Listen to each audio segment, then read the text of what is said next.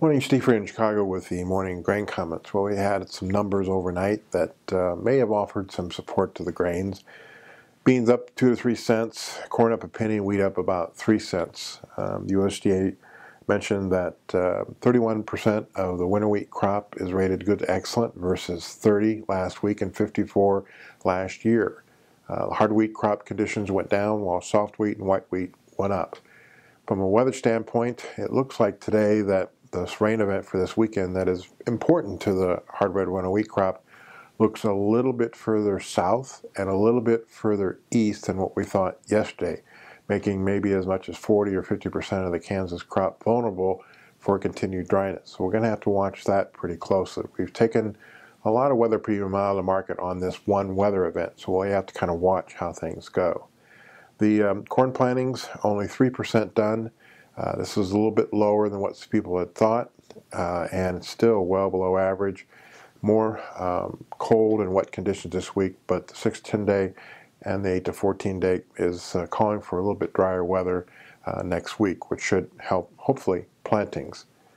And as far as spring wheat is concerned, again, only 3% planted, still behind normal. And again, just like the corn, hopefully next week it'll be drier and allow for some more plantings. The market's going to be watching pretty closely spring wheat to see if we get all the acres that the farmers want to plant or if they have to switch to some other crop.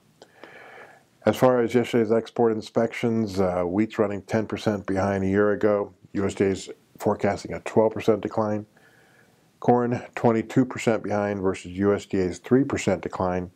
And beans 12% behind versus a 5% decline. We still have river logistic problems that's keeping movement of the barges hampered at this particular point in time. Hope the conditions improve down the road.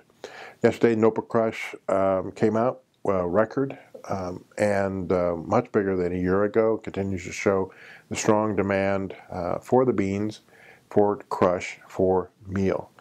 The funds yesterday sold beans, oil, meal, corn, wheat, continuing along about 170,000 beans, 100 meal, 150 corn, and short 80 wheat. We're still looking at just a little bit lower South American crops, but I think maybe the market has factored that in to this point. Some people think that maybe yesterday's lower trade was a little bit overdone, and we had a little bit of a bounce, but commercials feel that we might establish ourselves in a trading range, trading mostly weather over the next 2 or 3 weeks, and then get ready for the May 10th report, which we will get our first S&D numbers for 17 and 18. We are seeing a little bit of firmness in Black Sea and French wheat prices because of some tighter nearby supplies that might offer a little support to the wheat. So again, we're watching weather. We're watching a lot of trade issues overnight.